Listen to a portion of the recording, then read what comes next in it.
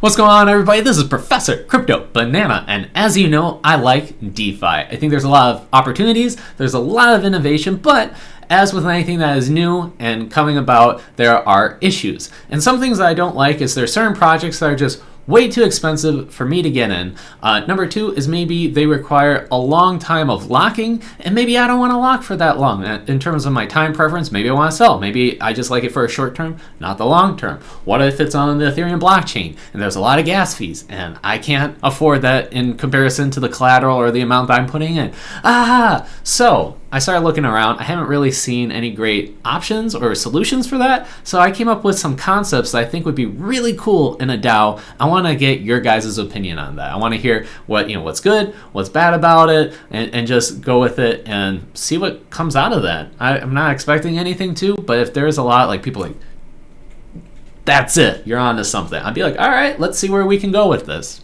No expectations, no disappointments, just having fun here. But before we get started, I gotta hit you with that disclaimer. Hey, I am not a financial advisor. This is not financial advice. Keep in mind, just for entertainment and educational purposes only. I'm not a crypto expert. I just enjoy the field, so I'm learning as I go along. Please let me know where what I'm getting wrong, and keep in mind that crypto is risky. In addition, anything that I talk about has not been implemented. Don't go looking for it. Don't do anything. If I mention if I come up with a token name, which I will in this example, please do not go out because it's not associated to me, so don't purchase it, don't get scammed, okay?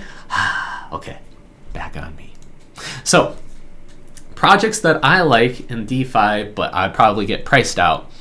Let's say strong nodes. It's the idea that, hey, it's out on the Ethereum side, helps out with some infrastructure. I haven't done the research. I'm not qualified to really talk about it, but I see on Twitter, everybody really has the hype. They not only the hype, but they really preach it and say, yes, this has a lot of sustainability, great price action, great passive income, etc., etc., etc. Okay, very interesting. And then you get 1% back, but it costs, I don't know how much it is, $5,000 at the time of recording to get a strong node, and then you got to pay gas fees, etc.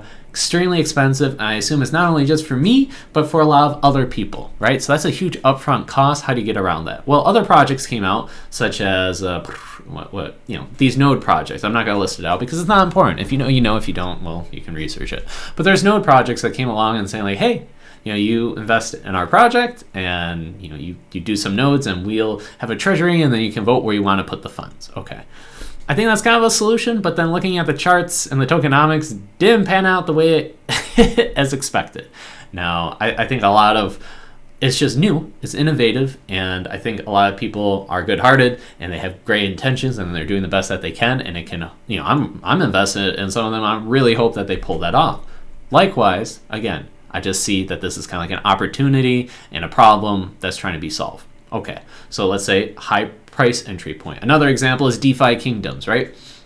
You can farm the jewel, you can get some heroes, you can play the game, but I'm looking at the Generation 0 heroes that you can get unlimited hero. You can spawn up as many heroes as, it's an unlimited amount, which is really cool.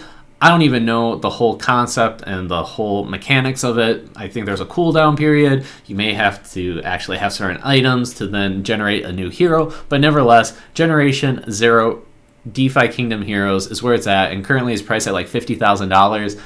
Yeah, I'm priced out of that. But do I think that it could be a good opportunity? I'm not sure. But I'm already priced out by default due to the high price entry point. I don't like that. Okay. What if there's also other projects that I think are really great, but they say, hey, you should lock up your tokens and then you get the rewards. I'm like, well, if I have to pay Ethereum gas fees or lock it up, what if I think the bull run is only going to happen for 3 months and I think it's game over or is done and then it's bear market, or maybe it's 6 months, whatever your time preference is. What if you have this anticipation that you have a certain time frame, but the amount that they want you to lock it up for is longer than that? How do you handle that? You don't, or it's such a tricky game, and I don't like that. And so that's where I'm coming up with the concept of a DAO that would help out with that. So hold on, let me pull up a screenshot. It's just going to be a brief intro. I'll explain it more, but this is kind of how I'm thinking about it. You get the token, but the token doesn't matter. In reality, it's more generating that passive income and then trying a new project. If people want to get in, get out, do it. In fact, start from the bottom up. Start from the bottom up. Get, make sure that's proof of concept that it works. No expectations, but then also you gotta have people that are extremely transparent. Have people that are doxxed. People that from the ground up are trying to do the best for security, because people are worried about what? They're worried about hacks. They're worried about exploits. They're worried about rug pulls. That is a legitimate concern. So then how do you get about that? And if you have a DAO, you also want to make sure that it's not, let's say, probably on Ethereum, because the whole concept of the DAO that I'm trying to talk about is so that it's accessible to everybody. On Ethereum, the gas fees, not really that accessible, right? So then you got to think about, which blockchain, etc. So what else? I think that's the big idea. And then there are certain other projects out there that will invest in passive income projects on your behalf, but anybody can access the projects that they're getting into. So you're adding on smart contract risk. Okay, this may be getting a little bit more advanced here, but hear me out. A lot of people like the project time, and for good reason, right? But then why would I want to necessarily invest in a project that will then invest in time on my behalf when I can do it myself? And if I can do it myself, I remove that middleman, and then that's one less point of failure. I don't have to worry about then, I'd have to worry about myself getting hacked and something happened in time, but I don't have to worry about this project in the middle that's investing on my behalf. Make sense? So that's one thing that I'm also thinking about. It's like, why do I care about these other projects that I can get in on myself? Low gas fees, everything, and not a high point of entry. It's just whatever amount I feel comfortable with, I'm in. Doesn't make sense. So it has to be having utility and addressing a problem. Okay. So I'm going to flip it back on me, and this is my concept of how I do.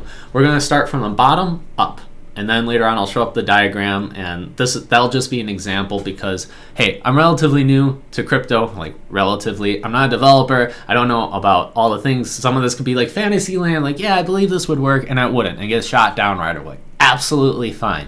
That's not the point I'm trying to make. This is more like conceptual, how this could potentially be done, and some cool ideas behind it. So I'm just excited and pumped to talk about it. So first and foremost, has to be feasible, meaning we won't want this on the Ethereum network because of the gas fees, just straight up saying it. I like Fantom personally, my boo. I love it. It is awesome. Cheaper gas fees. It's already like a top, 30 coin, and top 32 at the time of recording. Great community. I see it's got a lot of bullishness. There's Daniele, who's also kind of this more DeFi genius, and he's got a lot of different projects. Think of it as Microsoft. They got Microsoft Word, Outlook, Excel, and they all just blend together as a suite of products. Well, that's what Daniele is doing with the different projects that he has out there with Time, Spell, Ice, etc., Sushi, and it's just all coming together. So Daniele likes Fantom. And he says this is going to be like my testing environment, essentially, where he does a lot of stuff because probably it's good for DeFi. I see Fantom as being the hub for DeFi. But regardless of my love for Fantom, it's the concept, right? So a blockchain that is cheap, EVM compatible, because I just see that's where it is right now. Okay, that's number one. Number two comes down to security and transparency. So from day number one, I'd want it where people have less concern about rug pulls, because there's a lot of anonymous devs, and I have nothing against that. For the most part, yeah, because I can understand why. A project goes sideways, they made a little mistake, and people think that all of a sudden they took advantage and it was an inside job from the very beginning, and then all of a sudden they got like unnecessary consequences. I get that.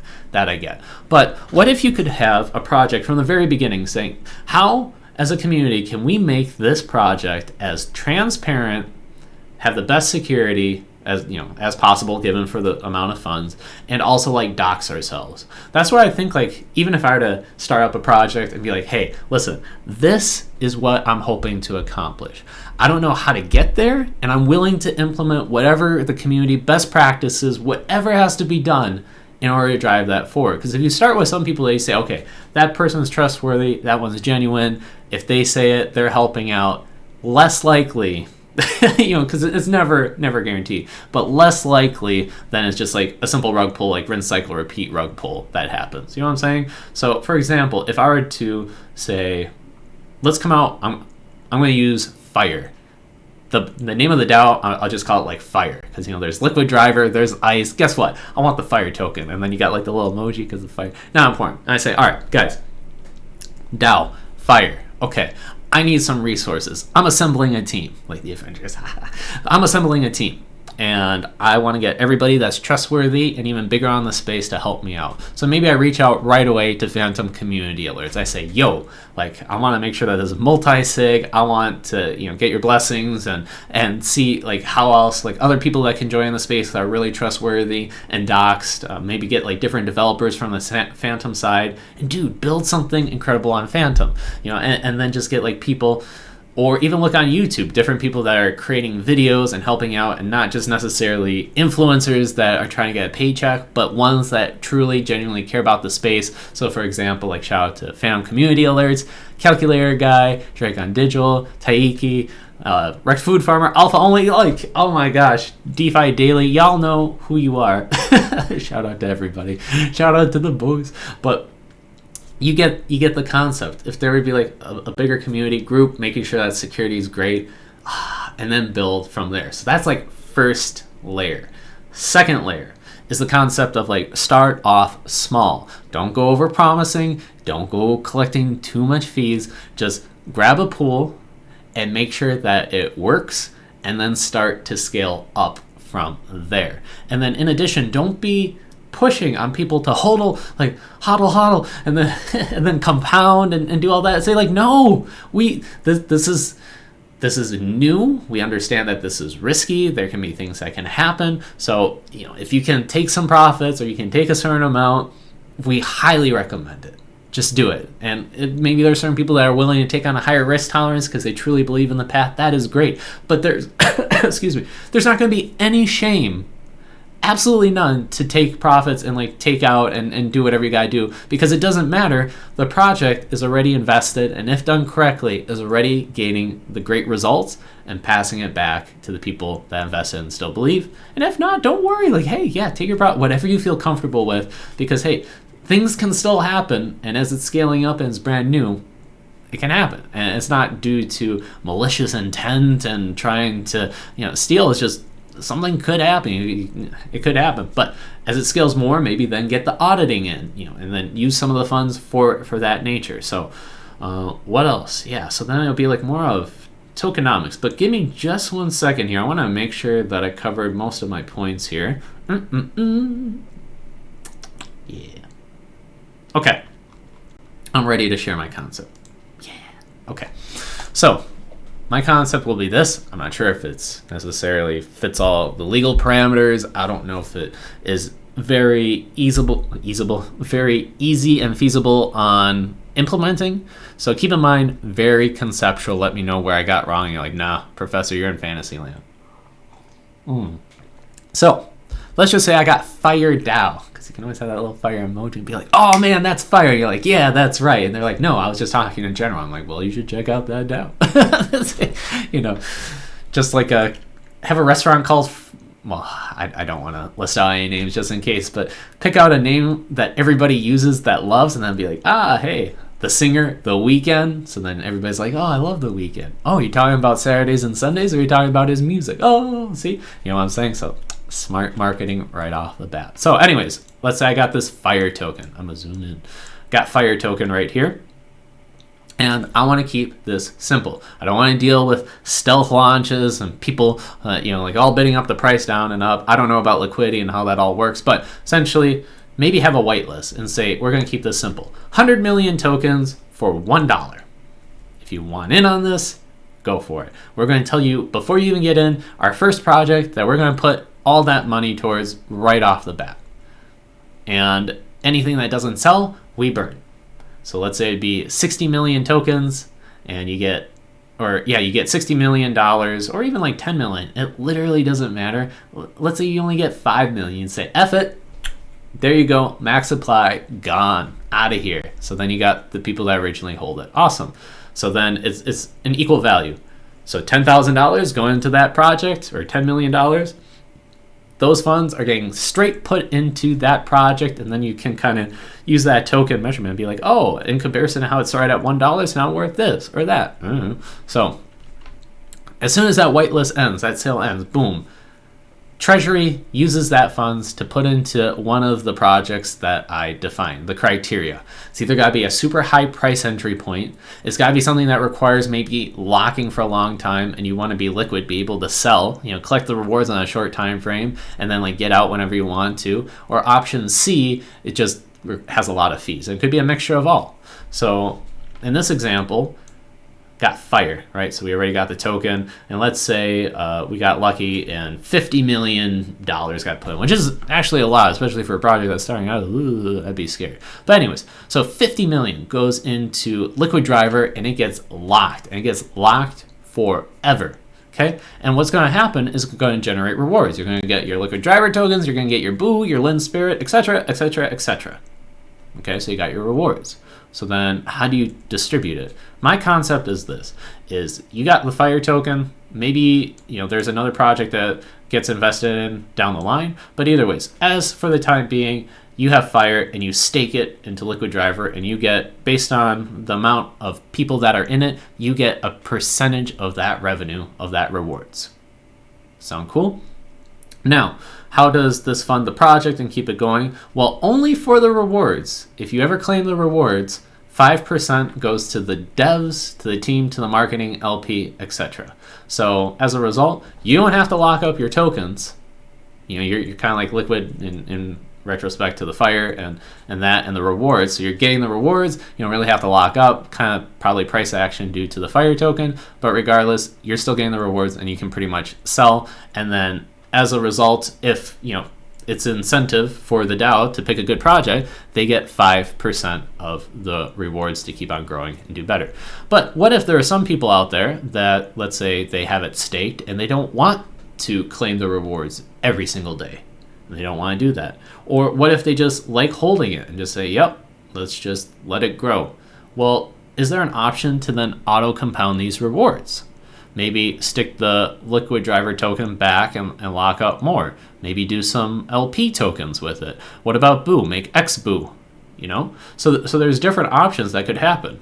And then maybe provide an option for the people who stake. Say, yes, I deliberately am not collecting because I want to have that auto compounded. So when it comes to auto compounding those rewards, let it happen. And this is where the project can team up with different ones out there and say, hey, maybe Reaper, can you help us out with this, etc. Like different ones that are trustworthy. Maybe a portion just to make sure that it's more safe, especially you don't want all the eggs in one basket. But then out of the auto compounding rewards, 5% of that is then set aside for the next project. So then we can talk about, let's say, Generation Zero Hero from DeFi Kingdoms. And then as this is accruing rewards, etc., it's like, who cares about the fire token price? Because ideally, the whole project is invested into something that is generating revenue. So even in the long term, get back all the fire. So when the rewards are claimed, let's just say Liquid Driver, Boo, Lin Spirit, they all get sold and swapped out on the market for fire. And then 5%, the rewards are going to go to the, to the devs, to the team, the marketing, LP providing, etc. And you get the fire token, and then you can just sell that. So then that way, as long as this keeps on getting rewards, hopefully the fire still has, some revenue, and it's great. Based on how many people choose to pick which project, the reward rate may change as a result. So then you have the ability to pick what you want. I think that's fair, and it kind of it distributes between the different projects. And with the auto compounding feature, it funds the new project, so you don't have to increase the token supply. You don't care about the fire price necessarily, because from ground zero, like we already talked about, it's got to be accessible. It's got to fill up a utility. It's got to be transparent, secure, etc. And then next layer is that it's like self-sustaining. And I think that's really important. I think that's where the node projects really missed out on. But heck, this could work with node projects as well to get better understanding of the code and how to maybe implement some of the reward systems and maybe invest in some of the node. I don't know, but I think that's really cool. Can really connect with different projects as well. Fire.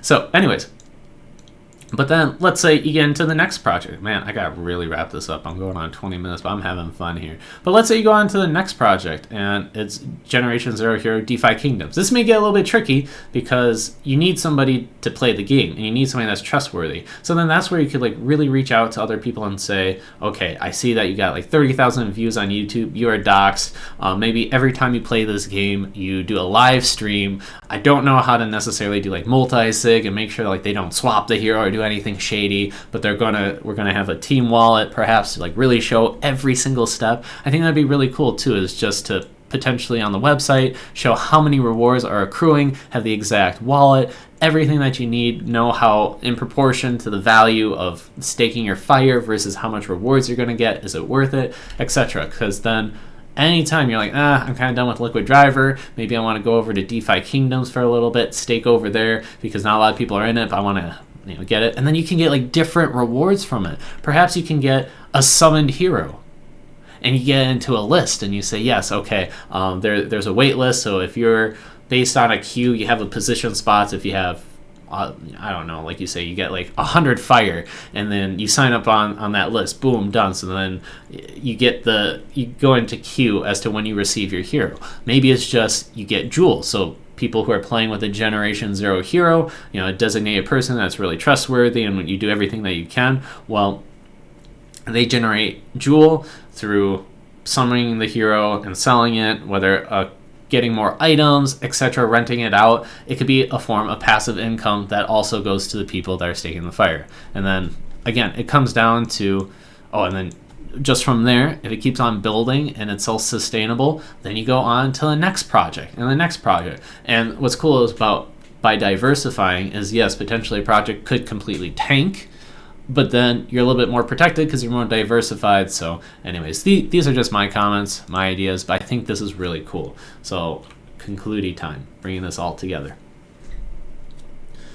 I love DeFi, but I don't see a need to invest in a project to invest on my behalf when I can do it myself and remove the middleman. There are other options that really I get priced out on. I don't like the time preference and how I have to lock up my tokens, and even gas fees, etc., and other fees that come into it. So based on that, I would love a DAO that handles that for me, is really focused from the ground layer up on security, being doxed, being transparent, showing everything as possible, because that value in that, it cannot be overstated. There we go. So that's why I'd like it on the Fantom ecosystem side, but it doesn't really matter where. Get a lot of people that are well known, well trusted, docs, help out with that, assemble a team, go from there, start off small.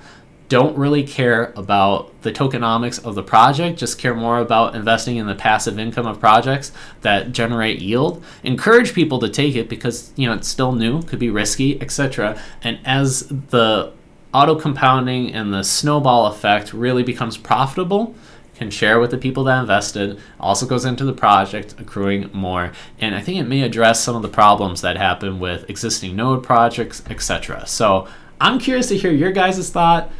Am I onto something here, or am I living in a fantasy world? Let me know. Pieces. Bye.